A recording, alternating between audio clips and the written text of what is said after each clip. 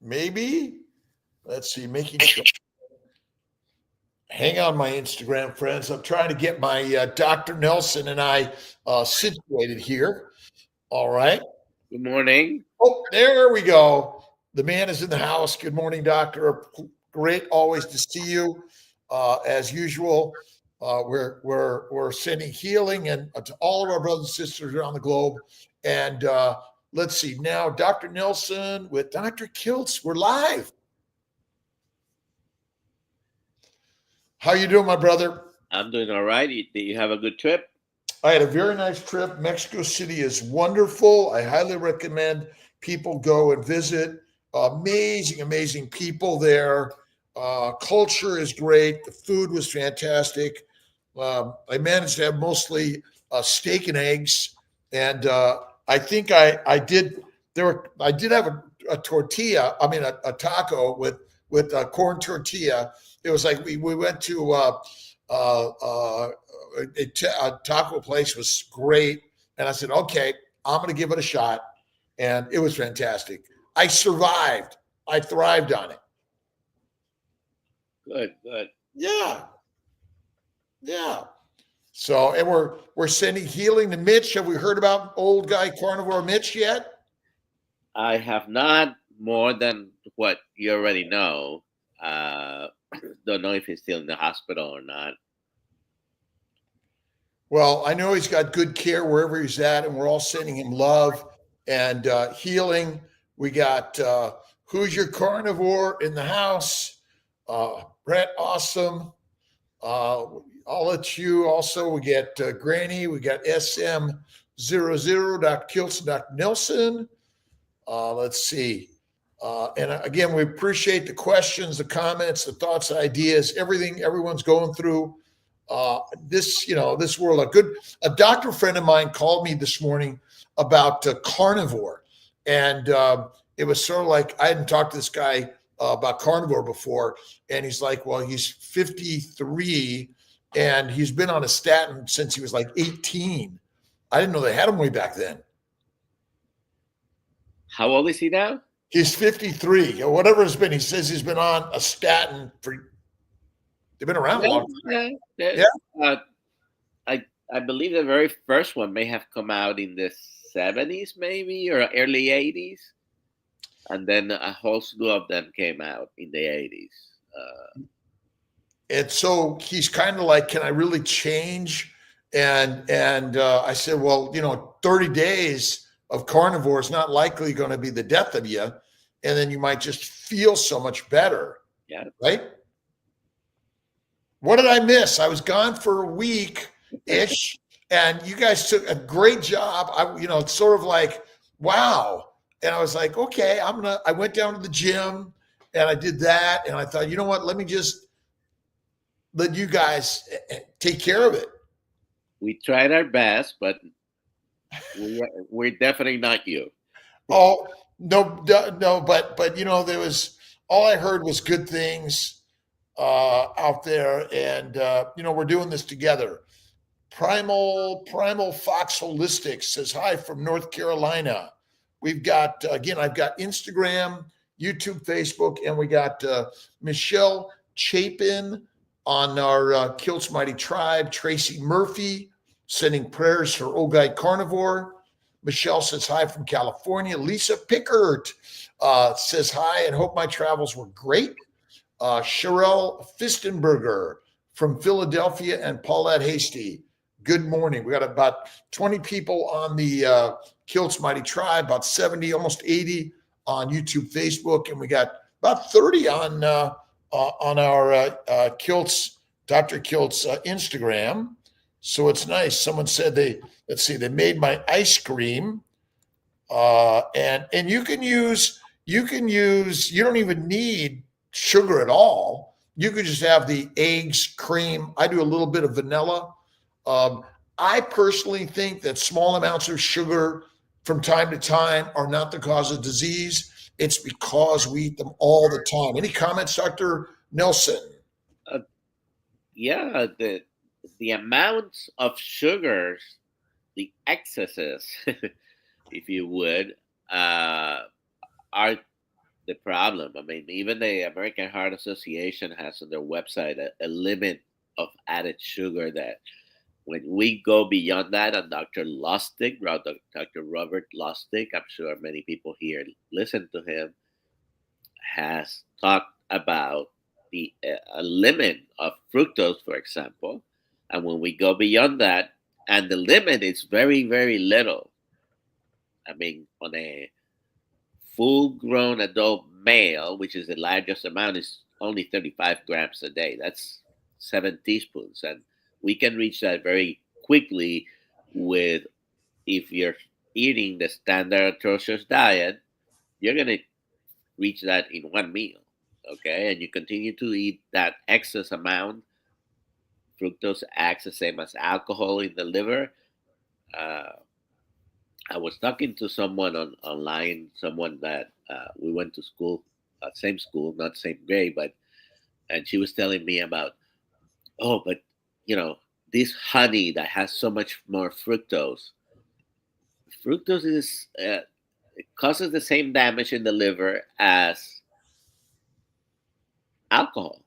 The exact same, almost the exact same pathway for causing damage. So a little bit once in a while, it's okay. Even even the good, my opinion, even the good fruits, you have to, if you're eating them and you're constantly eating a lot of fruit, you're gonna end up doing the same damage. So, in our ancient environments, how often did we find fruit, and did we eat vegetables all the time? Yeah. Well, my people in the Caribbean probably more often than when you go higher latitudes of north, but it was still limited. I mean, and I'm not a farmer. I don't know much about agriculture, but I know that there are certain seasons to put your seed down and to uh, reap the rewards, right? And you only have, it's not like you have 3 6 months growing the same thing. You know, everything has its seasons, and they, even if they were growing uh, the fruits or the vegetables, they only had limited amount of times when they had access to them. Nobody, I mean, how can you believe that apples grow 12 months of the year? However, I can find apples at Walmart every day of the year. And so, our hunting and gathering has come to hoarding and storing and eating 3 meals a day plus snacks in between. Is snacking really an important thing for us to do, Dr. Nelson? No, it's probably one of the worst things that you can do. And I keep hearing sometimes, oh, but you got to keep your metabolism up. No, you don't. You need to keep your stomach, you fill it and you let it do its job and let it empty or just give it a rest for the next 4 or 5 hours at least. Who's Your Carnivore made pemmican bars this morning and now waiting for them to cool. Can't wait to try them. You know, it's homemade stuff. Isn't that the problem? We're relying on other people to sort of create and process our foods when we should be doing that more ourselves. Yeah, yeah. I haven't done those, but that's the way our, at least here in the United States, or a variation of probably what they did many other places, pemmican, where they, you know, they process their own way the meat and fat. They probably put some fruits in there if they had them. Uh, if if you had fruits, anybody would probably go for that because it was sweet, but it was, we were not eating it constantly. I did an interview with Jets Afterburners podcast. Really, really inspired by what other people are doing, and the more people share their stories. But if you really look at our evolution in modern civilization, if you look at the major cities we live in, it really relies on a lot of peasant class, serfs, right? And ultimately, there are a lot of workers, and there are very few leaders. and the leaders are making a lot of money on convincing us all we need to be eating lots of fruits and vegetables and this constant idea of snacking and eating 3 to 6 meals a day. And who's working for food anymore? It's too much abundance sometimes, I think. And again, the eating 3 to 6 hours. There are some people who are into, of course, bodybuilding and constantly exercising and over exercising, perhaps, and maybe they need more nutrients, but it doesn't apply to most of the population because none of us works as much as our ancestors did thousands of years ago. But I really wonder that our problem is we've made LDL, cholesterol, VLDL, all these particles that are normal in our body as the killers, where in fact it's the food we eat that's the killer, and the metabolic fuel for our body is the fat that circulates in the VLDL, LDL in our body, and I still question, and I think we're all wrong, that sugar is never burned in our mitochondria. And insulin's job is actually to convert digestive amino acids and sugars to fat, or you die. Any thoughts? Uh, well, I mean, Maybe. some of the oxidation of glucose happens in the cytoplasm, and what you get to the mitochondria is acetyl CoA, right? Right. But you know, you had Dr. Professor Barquet with you not too long ago, right? And he explains uh, his Randall cycle, and it makes sense. If we have too much energy from everything, uh, you're gonna create a problem. And I think he doesn't like the construct of insulin resistance. And by itself, there is no particular thing, with the exception of having excess amounts of insulin, which are measurable. So whether you go down Dr. Bickman's explanation or Barquet's explanation, uh, it's just too much food of everything at the end of the day. And excess carbohydrate consumption is going to make you sick. Is probably the real.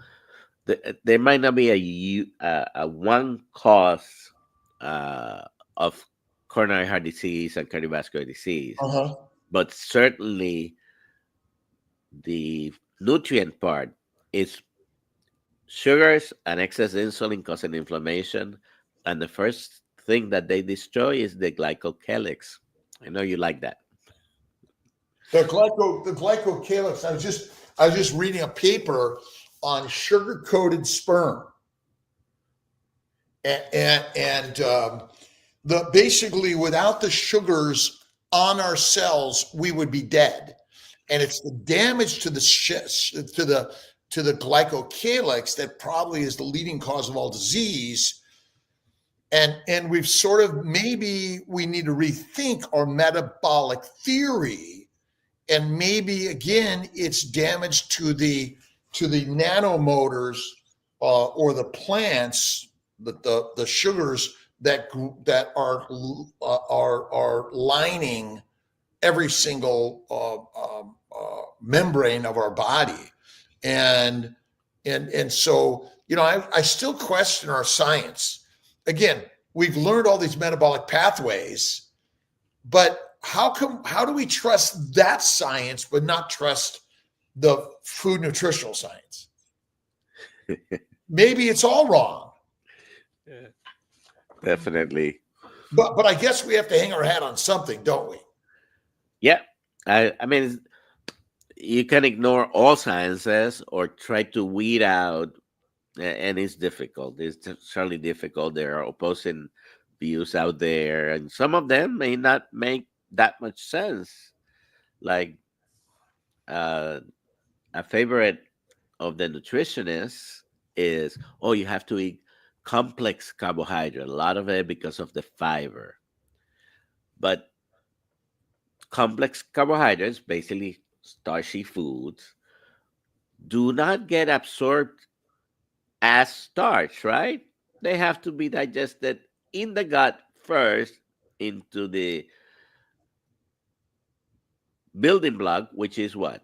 Glucose. So you eat complex carbohydrate, you absorb sugar. But I, in fact, don't all cells actually, of all plants, all animals, all microbes, contain both amino acids, fatty acids, and sugars? And my sense is it's the plants likely that contain the poison, and they ferment in our gut. And I mean, is alcohol consumed 3 times a day good for anyone? no. And maybe our children are living on a alcohol lifestyle because they're consuming a lot of plants and protein, right? A lot of fermenting going on. A lot of fermentation going on. Lisa Pickard, as my personal carnivore doctor says, studies are not there. We need carnivore studies, but it's possible to get, and the science studies are all in bed with each other. I just say science is snake oil.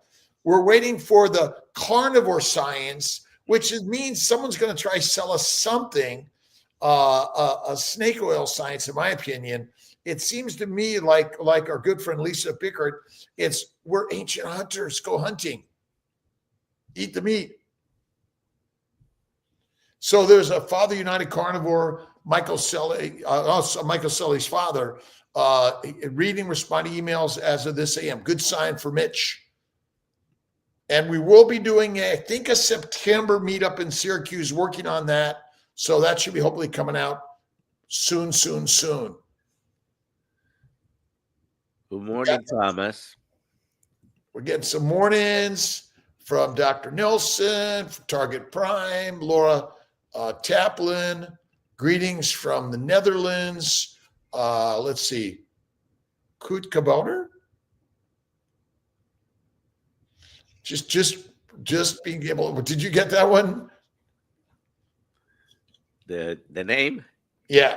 Yeah, could I think you said it how I would say it. I don't know if it's correct, but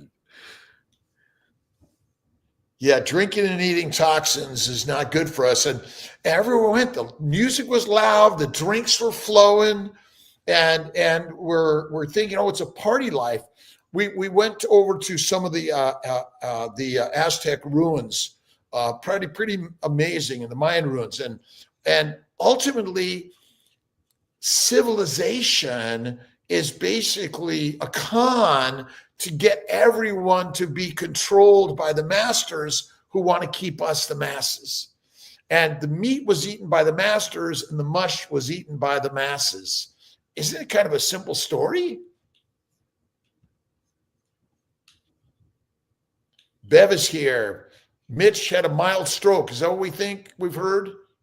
apparently, it seems that he's talking and responding. Now he didn't respond to our text, Dr. Kiltz, but Not yet. apparently he's responding to emails. So That's a good sign. They're probably trying to hide his stuff, not letting him to connect.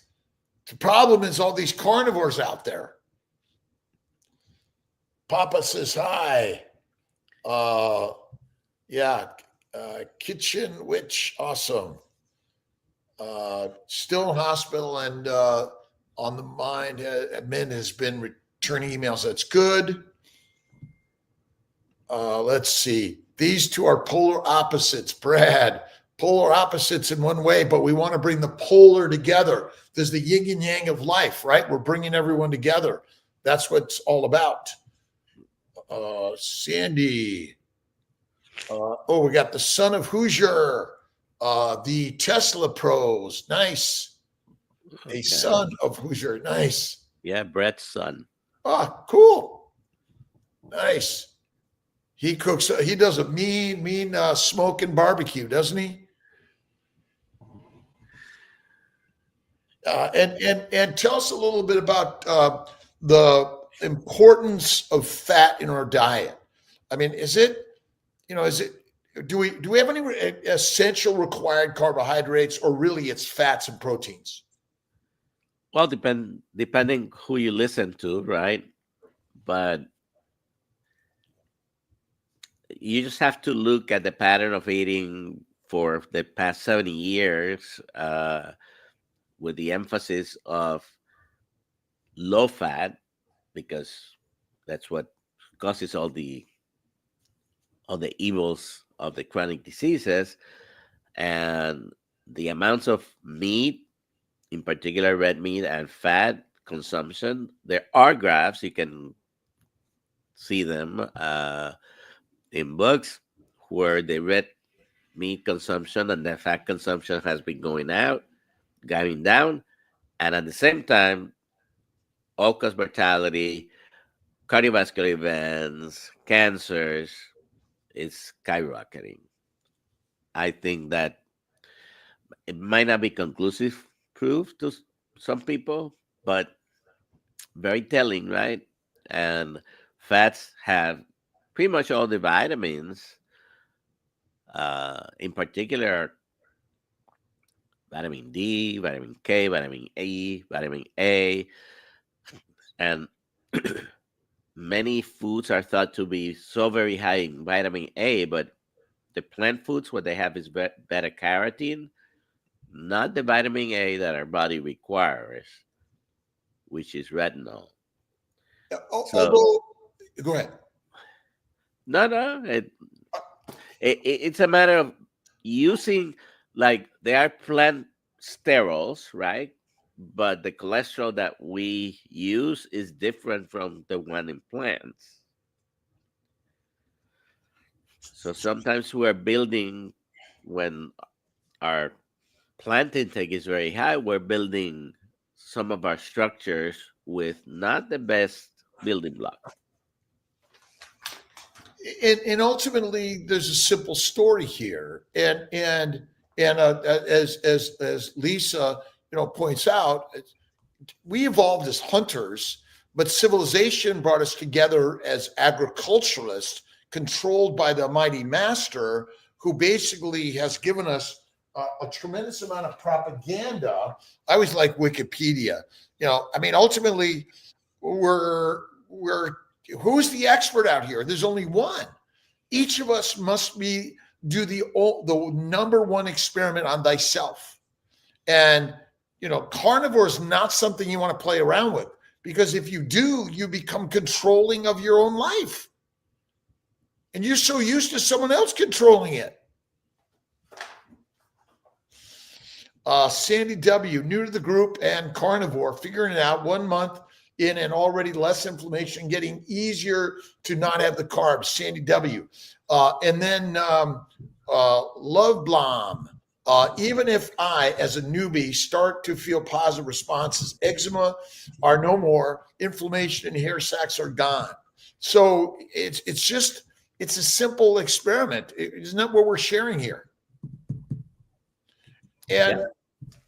and maybe that's the real truth here. You and I went into medicine to help and heal people, but so much of what we learned was hurting people. Yes. And even, not too long ago, we've been telling people one thing, and then we find out other things. I'm in a way a little bit frustrated with the whole system. Right. Modern medicine. And if you don't follow, you can lose your license. You could be reprimanded. Well, I was not too long ago talking to another physician. We were sharing an office, and didn't take me too long to show him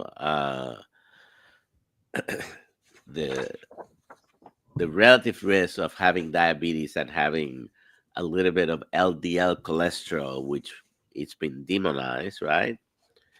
And I happen to have a study here, and that graph, where out of 12 factors, the LDL cholesterol is number 11 down here. Okay. Number one, take a guess. Diabetes.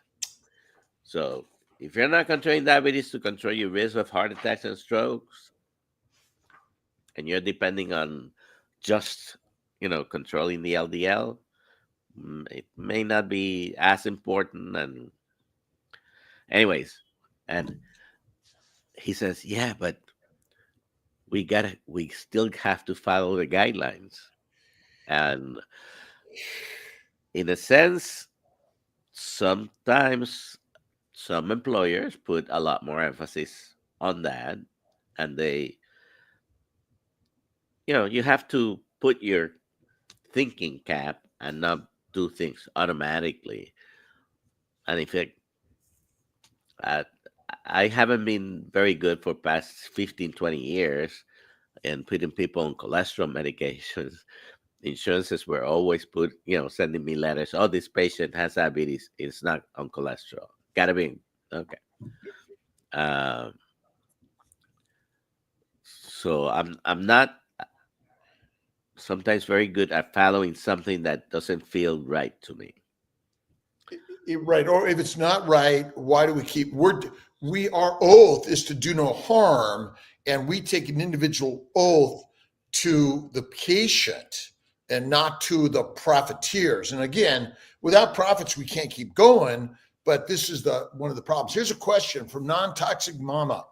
My blood sugar is still 100 in the morning, ketones low, even after fasting 24 hours. Should I be concerned? I did have treats when I was in New York City, but carnivore mostly. Any comments? So 24 hours might not be long enough. If you're doing a 24-hour fasting, and you probably can do a 36, 48 hours, or even a 72 hours. Some people won't start making ketones until you go past 48 hours. And that's probably because your insulin levels might be a little high. When your insulin is high, your glucose is high, you're not going to make ketones. And so the first 24 hours, you're barely emptying your gut, probably not completely. There's still food getting absorbed. But if you're looking to make ketones, I think the ketones are important in some conditions, so much more than others. People who are battling cancer or any brain-related disorder, brain meaning neurological or psychiatric disorders, those things might be more important to pay attention to the ketones. But you're not going to make, if your blood glucose is still 100 in the mornings, yeah, you probably need more than 24 hours. And you're probably eating too much and probably eating too lean a meat. Yeah. So you need to increase a little bit your fat, decrease the proteins, because excess sugars turn into fat in your body.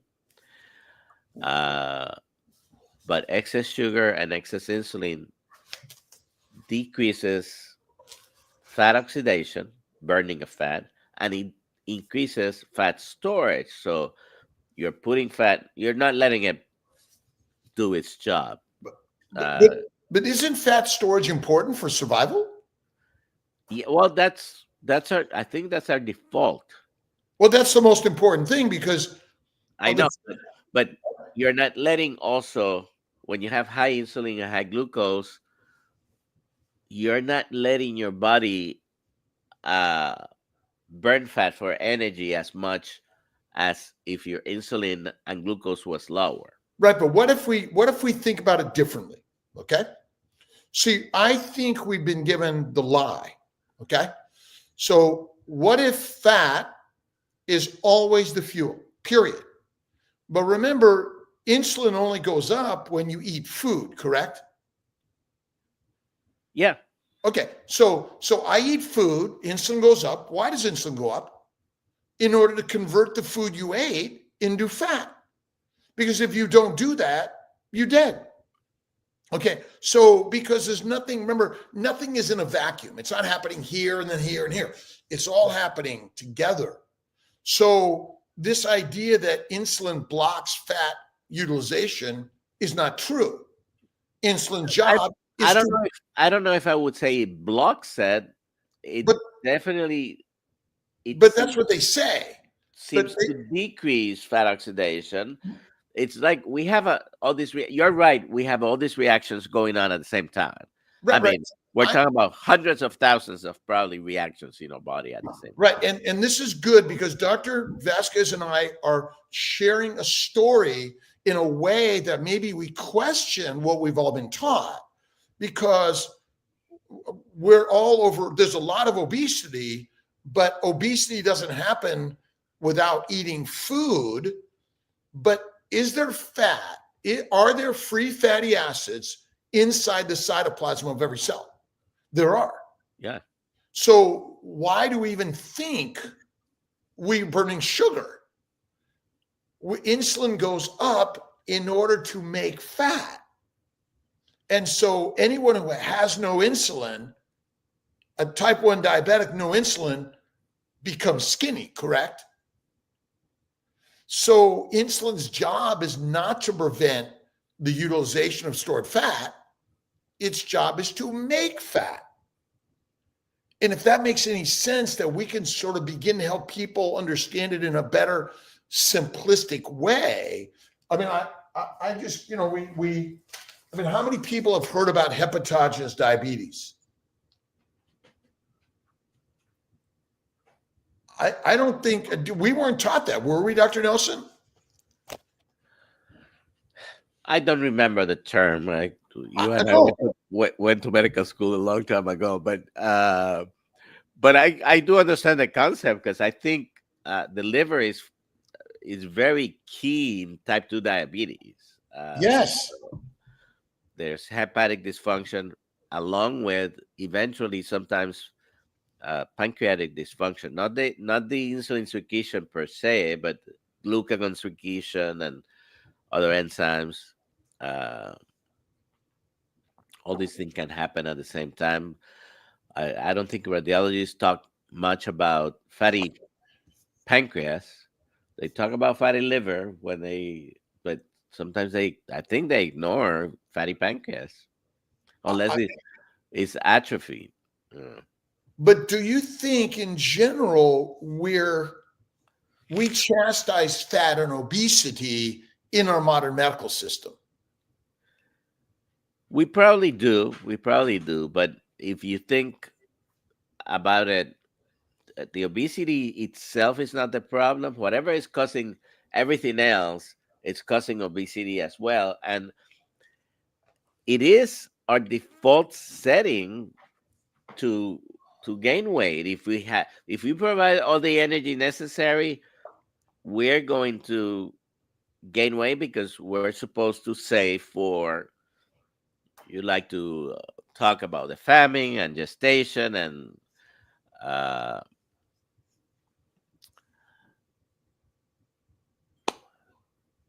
the winter coming. You have to get ready for that. But when we provide excess, and excess is the key word for many of those concepts. And like you and I don't say, oh, let's go hunting this week for our food. We just go to the large boxes and store our food everywhere, you know, in our cupboards, in our freezers, and our refrigerators, which ultimately is one of our biggest downfalls. As a carnivore, what is the best way to deal with vegans? With vegan, is that just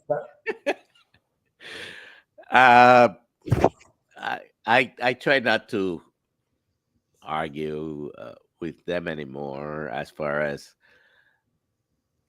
it's difficult when you have a belief, and I do understand the belief because I come from an upbringing where vegetarianism was emphasized, and so I have to be very careful when I talk to other people. But I just show them the results. and our need for drugs? You know, I mean, how many diabetics have you seen suddenly need far less or no medications to control their diabetes? There is no competition. I mean, you change your diet, and it's more effective than any GLP-1 or any medication you can use for diabetes. There are 10 or 12 different groups of medications that are used for diabetes. And if your primary care provider, you need to know how to manage diabetes because it's a pandemic, what we have right now. Used to be when I graduated from medical school in 84, and after that, uh, that if you had a diabetic patient, you immediately thought, okay, let me send him or her to the specialist, the endocrinologist, right?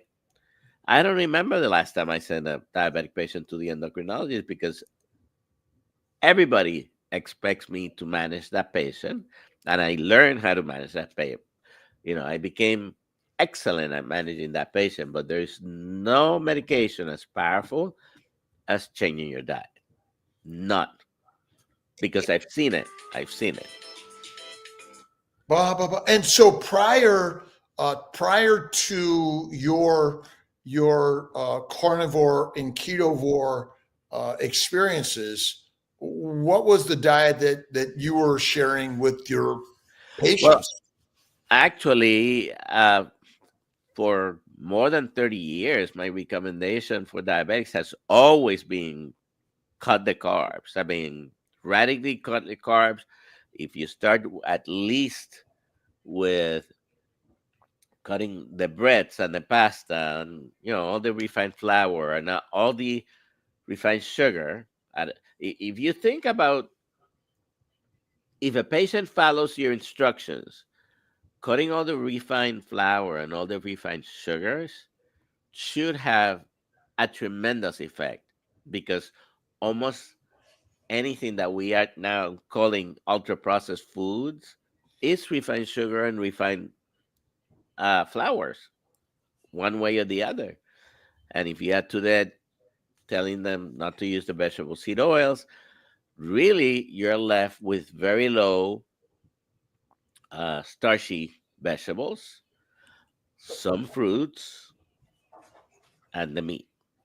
Okay, and even I even used it myself to do my yo-yo dieting.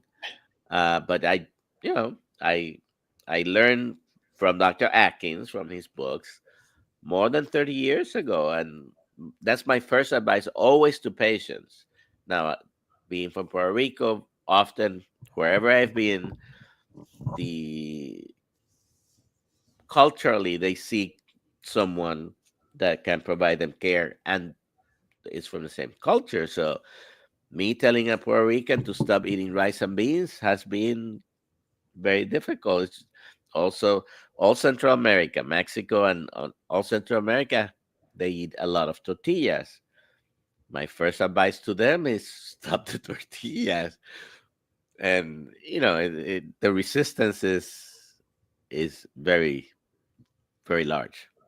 And if you look at it, the masses are suffering, but so are the masters, all of us, and sharing this. Couple of quick questions on Instagram. What typically causes fibroids? I think plants do. Look at the goitrogens. Goitrogenic foods cause fibroids, tumors in every organ system of our body. Let's see, immunoglobulin IgG supplements with egg quality embryo if you have autoimmune diseases. I mean, really, aren't all autoimmune diseases really immunologic inflammation secondary to a plant protein low fat diet, and that's it? I think so. I agree. And 8 months of fundal pedunculated fibroid popped up. Tips to reduce it. Go carnivore. That really is probably the biggest thing that I've seen for so many people go carnivore, and so many things go away. I mean, wouldn't you agree with me, Dr. Nelson, that you and I have never seen anything more powerful than carnivore when it comes to suddenly so many diseases just washing away? Yeah, no, absolutely. And the two things. Number one, Do you need do you need to ask permission from your provider to change your diet? I mean, oh, I have to go to the doctor and see if this diet is okay for me. I don't think I can think maybe of some exceptions because you're so sick, you have extreme diseases, but most people don't need to Yeah. wait. I mean, if you want to do it, do it. Give it a try. 7 days, 30 days, and see how you feel. Let's see. Deborah Weiss Gall. I've been a faithful carnivore, taking 500-ish berberine 3 times a day. My blood sugar is between 110 and 130. Anything else I can do to get blood sugar down? Well, uh, she says being a faithful carnivore doesn't say for how long. Uh, so we don't know how long or what other things. If you're having dairy, for example, their milk in particularly is a carnivore food, but probably not meant for adult humans. And if you don't have any metabolic problems, maybe it's okay to have some milk, but it does have sugar, it does have carbohydrates.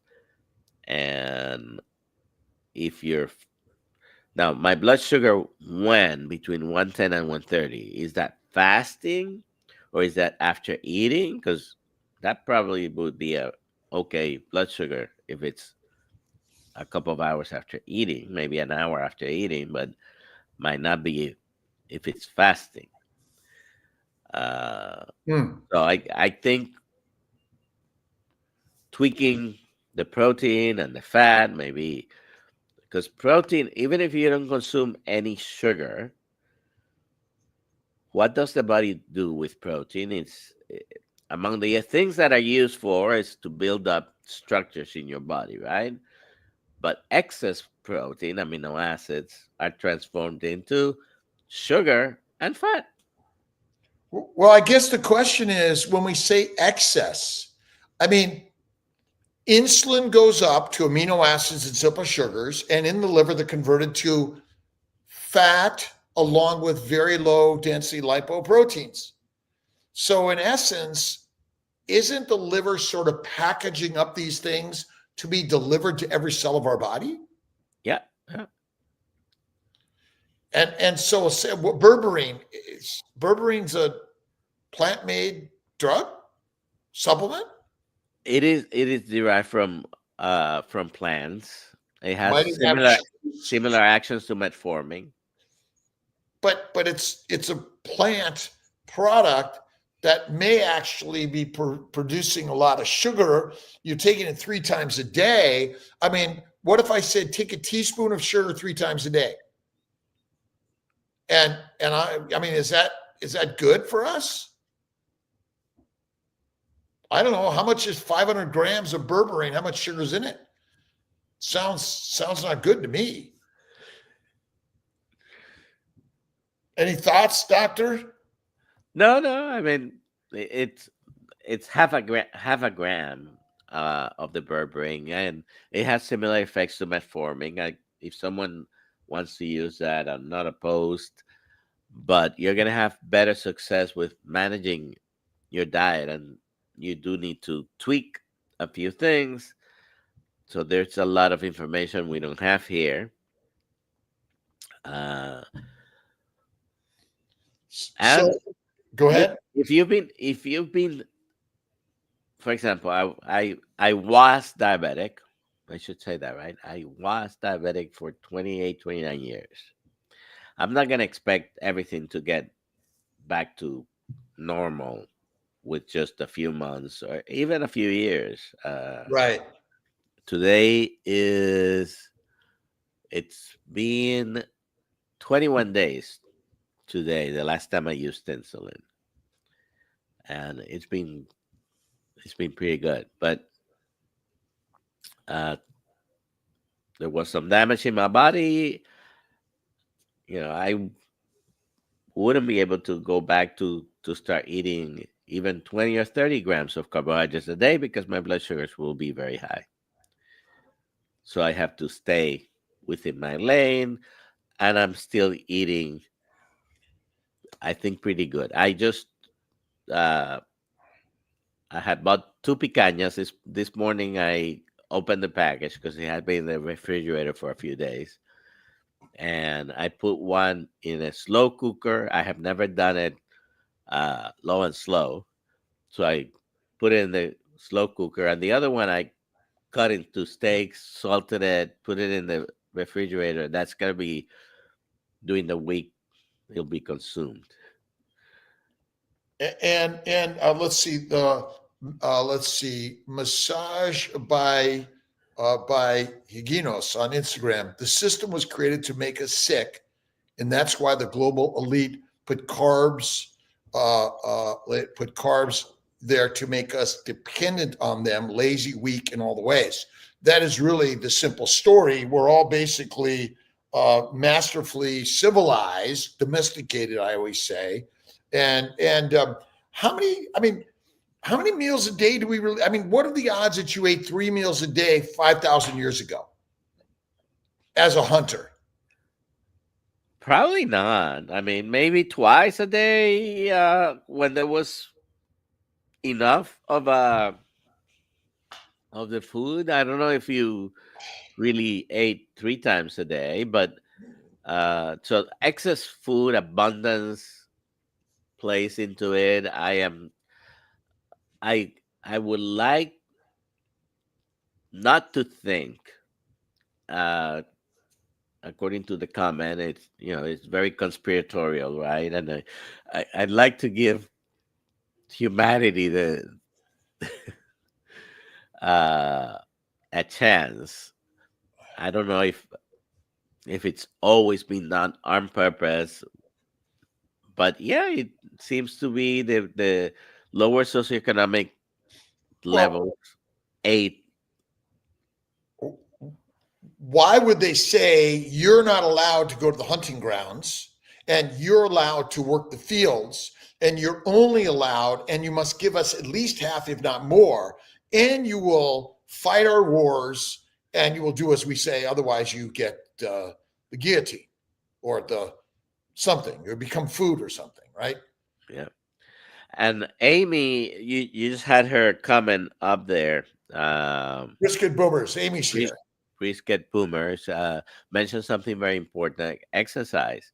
We always talk about thousands of years ago, our ancestors, what they really had access to. And well, another thing that it's not that they wanted to be running around, but they had to be much more active to be able to hunter and gather, right? And we don't do that to those levels. Yeah. Not even close. That's the same level of activity. So less. I always remind patients. Sometimes I ask the patients what they do, and if you're telling me that you're a roofer in Florida, 12 months of the year, I'm not going to ask you to do more exercise. But if you're sitting down in an office, we might talk about certain activities you can do and increase because. Standing desk, walking pad, Mhm. have some weights inside your office, and instead of going for your break to go get something to eat, go for a walk or take. Or what? I do power naps even. I think those are things that are important. A quick one, DBoz7 from Instagram. Carnivore over 3 years, increased fat grams to 20-ish grams greater than protein. If we are fat burners, why do I have more subcutaneous fat? Love handles are large. Well, because the amount of quote calories our input are greater than the output. It really is simple as that. The trouble is we don't know how much any real calories are contained in the food we consume. Do we? And also, we have a almost identical DNA, but we do have a little bit of difference. And sometimes some people do whatever you want to attribute it to. We have a little bit of a different metabolism. Some of us more than others, and that may be enough of a difference. Yeah. But when you tweak your fat and protein amounts, you have to take into consideration the total amount of energy you're eating and spending with, you know, I've had to modify my language to try to avoid saying calories, because in the strict sense, calories don't really matter, but energy matters. Like, there's some people might be still putting more than necessary on your body. Naturally, the tendency is gonna be to make fat Well, it and store it always as makes fat. fat Yeah. out of proteins and amino acids and sugars. It's just a matter of whether or not your energy expenditure is greater than your energy input. I mean, I know that I'll go from like 157 down to 152 through fasting or leaner meat, and then I'll be up to 157, 155. I mean, the idea that we're supposed to be the same weight every single day, I mean, that's probably not natural anyway, Yeah. right? Down deep. Definitely. And activity is important. Doesn't mean necessarily exercise. Activity. Get up and do so. I do stand up work at my office, stand up desk. I do an hour of walking and some light weights every day. Get up and out and go to work because for the first 3.5 million years, I'm imagining it. You know, you were just laying on the couch all day, which there didn't exist. You probably were going hungry. You might become food too, right? Yeah. Why? Yeah. Why do people want to eat fake meat? Because the brain wants meat. That's the Yeah, simple story, that's right? a very interesting thing that, the people that preach about, oh, don't eat meat because it's bad for you, but then they're making stuff that looks and tastes like it. They go to the extremes to have the fake blood and everything look and try to make it taste like the real thing. We the real thing. I mean, have you seen the ingredients on those uh impossible burgers and whatever other fake? I It's mean, incredible. we're looking for fake experiences in life too. Get out there, go enjoy life, be the potter, the painter, the poet, the musician. Certainly, you can enjoy buying other people's experiences, but really, we're built to do ourselves. And the last I looked, see, I imagine our DNA is like a Ferrari.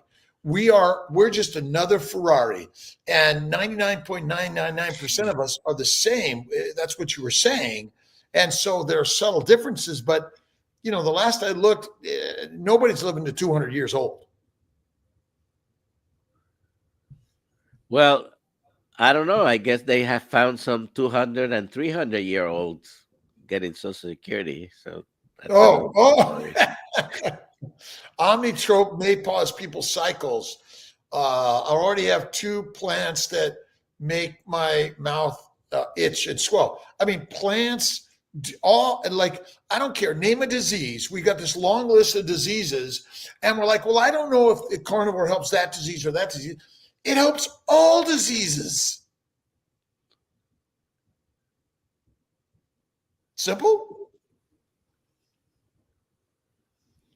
We got Carrie, Homestead Howe in the house. We got the feral grandma. Who's your carnivore? Did I miss any questions there, Dr. Nelson? Here's one. Would you get that?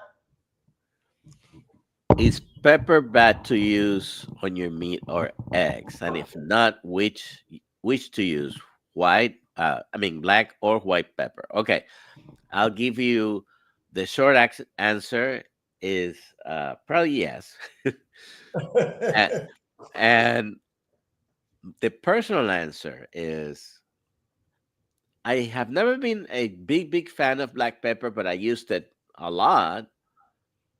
And when I went carnivore and when I was very strict, just went through, for months not having any. But when I try to put the spices, I do like the spices. I cook, and I still have, three other people in the house that are not carnivores. So I'm the one cooking. So I have added or had added black pepper. Makes me itch, makes me sneeze, makes me I I don't tolerate it very well. I also have a little bit of white pepper. White pepper doesn't do the same to me, but probably better not to use any. Small amounts from time to time, but all the time could be a cause of some of the diseases you're suffering from. Or I even believe that our sudden deaths and strokes and things like that are caused by sometimes using these things, and that could be a problem. Yeah, so it makes me itch, sneeze, and I don't tolerate it very well. So I stopped using it. The kingdom, awesome. Let's see, white pepper, low oxalate levels, according to Jeremiah. Charles, By the way, it makes me hurt also. Gives me pain. The black pepper, particularly. yeah, yeah, yeah. Very philosophical of you to say my way is they lie to themselves and others and really want it. Either way, it's right. I don't know what that was for, but I was listening to someone. Let's see. Brenda Weldon said, "Love the common sense," and I said, "Common sense is key." Yet brainwashing has created uncommon sense. So ultimately, our scientific-driven lifestyles basically have been following a trail of lies, I think. Yeah, I don't typically eat the processed meats like the salami. I love salami, but I try not to eat it as much. And if you're doing it, you want it to be like free of the majority of all the spices and things like that. Yeah, it's difficult to find, any what we call processed meats without a lot, clean. So best to use fresh, but uh, if you can have a little bit of a beef sausage, summer sausage, or something like that, which is something I sometimes buy. Everybody else likes it, and it's an emergency food for me. I have some cans of corned beef. Like it's an emergency food. In other words, there's nothing else that is a quick. Starvation mode set in. Yeah. Yeah. Oppressed. Oh, oops. Oppressed plant people syndrome. Awesome. Awesome. We got, let's see. We have a meetup coming up in Austin on the 8th. So go to drkiltz.com or healinghumanity.com. Join us there. Really excited. I'm going to be in, let's see, in Melbourne, Australia, the 26th of April. May is meat stock. I think it's already sold out, but we're going to work on some others. Get Dr. Nelson there, and come And by. if you're not a member of the Kiltz Mighty Tribe, go to drkills.com. It's free. You have no excuse. Yeah, and we're going to work on some more carnivore courses, and Dr. Nelson is helping us and share the message of healthy living for all of us on carnivore. Any other closing comments, Doctor?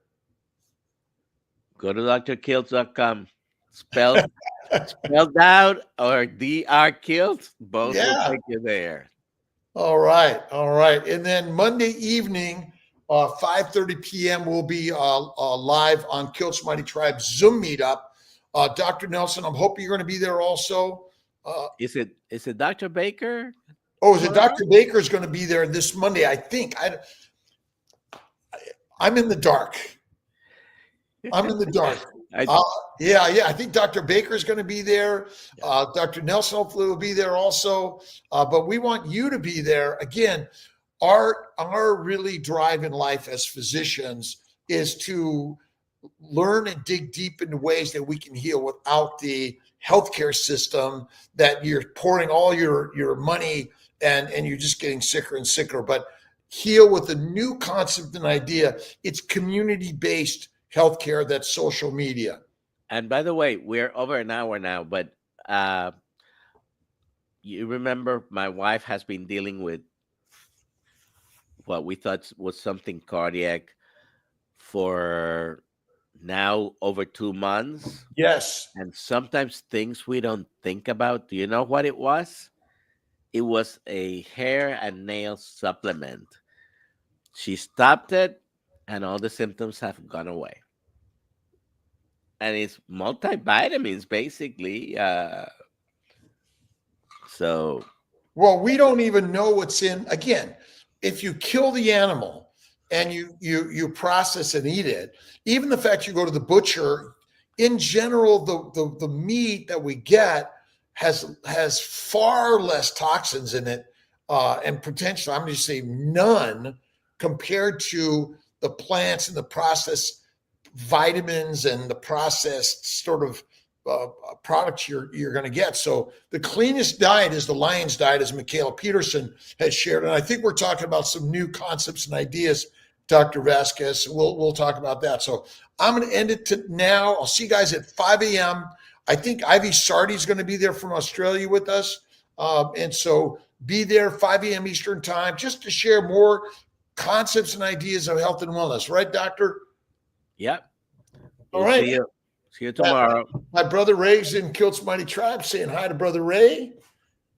And see everyone. Thanks for being here. God bless.